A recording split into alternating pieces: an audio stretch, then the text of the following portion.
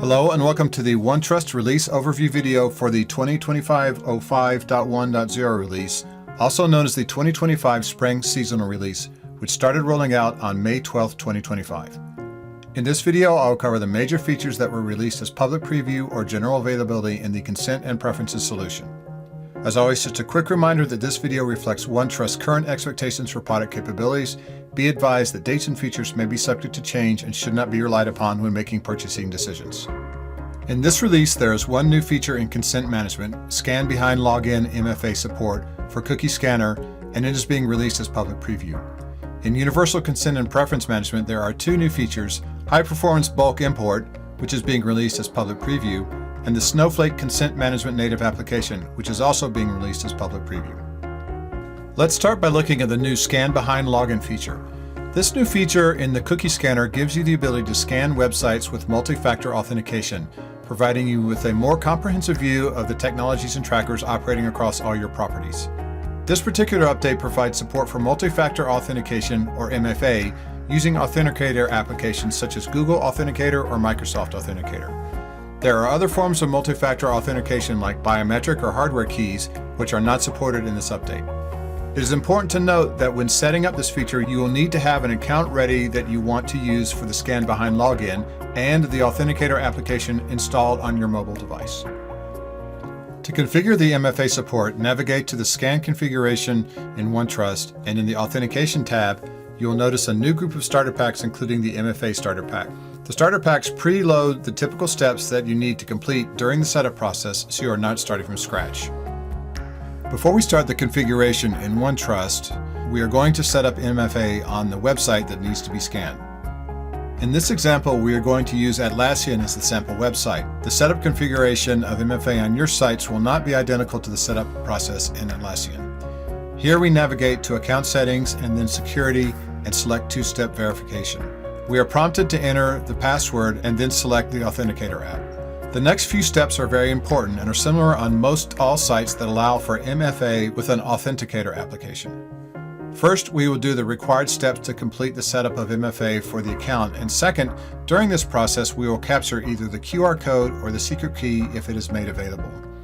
In this case, the secret key is made available so it can be copied and pasted into OneTrust. Optionally, we can just capture the QR code using any screen capture application, which can then be uploaded into OneTrust. At this point, you will complete the setup in the site by scanning the QR code on your mobile device and entering the 6-digit code provided in the application to the website.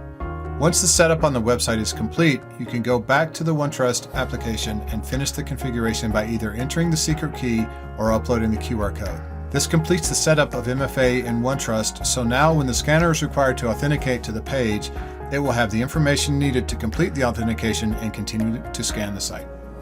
Moving on to Universal Consent and Preference Management, the first feature is High Performance Bulk Import of Data Subjects. This feature allows you to quickly import large amounts of data subjects into OneTrust. There is built-in auto-scaling functionality, which means that you no longer need to separate large imports into multiple files and tasks. In addition, data can be pulled from remote storage using APIs if the storage provider supports this functionality. The import has also improved format scanning and error flagging, which will provide greater insight into any errors or issues with the data subject import. The High Performance Bulk Import feature is new functionality in OneTrust integrations workflows. To use this feature, you must be licensed to include integrations. Configuration of the feature is similar to all other integrations where you can include this functionality into an existing integration or create a new one. For the feature, you will need to provide information about the source of the data, including authentication information, URL, where the data is located, and other data which is documented on My OneTrust. The last feature covered in this video is actually not a feature, but a Snowflake native application. We are excited to release the new Snowflake Consent Management Native Application as public preview in this release. This application is available in the Snowflake Marketplace and will pass consent information from OneTrust to the Snowflake Data Cloud. Snowflake has built-in data governance controls which will use the information provided by OneTrust to enforce consent and ensure compliance across teams and products. To understand how the application works, let's first quickly look at how the consent and purposes are set up in OneTrust. Here we have 4 standard purposes configured: customer success, business analytics, promotions and advertising, and direct marketing. Clicking into a purpose shows more information about the purpose, including the preferences that each data subject has the ability to choose an option. In direct marketing, there are two preferences, channel and frequency, which have a customizable set of options. For example, the channel purpose has 4 options: email, SMS, direct mail, and telephone. In the promotions and advertising purpose, there is one preference with 2 options, loyalty program and data sharing with third parties for advertising. This last option is what we are going to use for sharing with another Snowflake account. For this demonstration, we have created some example data subjects, Paul, George, and John. Looking at John's data, we can see that we have his email, first name, last name, and country. We can also view his current consent statuses, which show that he has given consent for email marketing once a week and has given consent for both the loyalty program and data sharing with third parties for advertising. Now let's look at the application itself in Snowflake. Setup and configuration of the application and its integration with OneTrust is not covered in this video, but documentation is available on My OneTrust. Once the application is set up and working, all the information that was just covered in the previous section is sent to Snowflake. In fact, there is a bidirectional sync between OneTrust and Snowflake, which will be shown in a moment. As an administrator of the application in Snowflake, I can set up masking policies to determine what information is shared with internal Snowflake roles or third-party accounts. In this example, we are configuring the rules for what data is available for specific teams, such as marketing.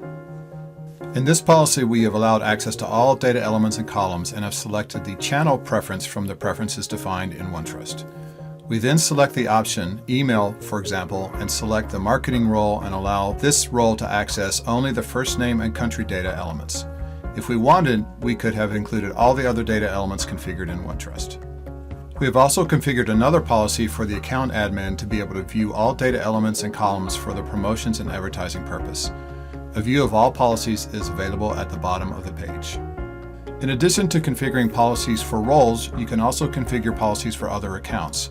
Here we are configuring a policy to allow another account to view all the information when the data subject has consented to data sharing with third parties for advertising. Like before, you can configure which data elements you want to share, and in this case, we have selected first name and last name. To confirm our policies are working, we can go to a worksheet and run a query using the account admin role, and we see that as the account admin, we can see all the information for all the data subjects. If we rerun the query for the marketing role, we can see that a limited data set is returned based on the masks and filters configured. Changing accounts to the account where data is being shared with from the main account, we can see that there is a new direct share created by the app, and we can see that the data provided contains only the information allowed by the configured policy. Finally, let's see what happens if a new user gives consent in OneTrust. Here we see a new user is selecting their consent preferences, which is just promotions and advertising and data sharing with third parties. Once this is saved by the user, the integration in OneTrust will push the data to Snowflake, and if we rerun the query in Snowflake to see the available data, the new user and their preference choices are now included in the results. Switching to the second account, we can see that the new user information is available since it met the conditions configured in the policy for data sharing with this account. Thank you for watching this video. We hope it has been helpful and informative. Please see the additional videos on My OneTrust that cover the new features in additional areas of the product. If you are interested in more details about the 2025 05.1.0 release or what's going on with the product, be sure to check out the OneTrust Talks Tech podcast.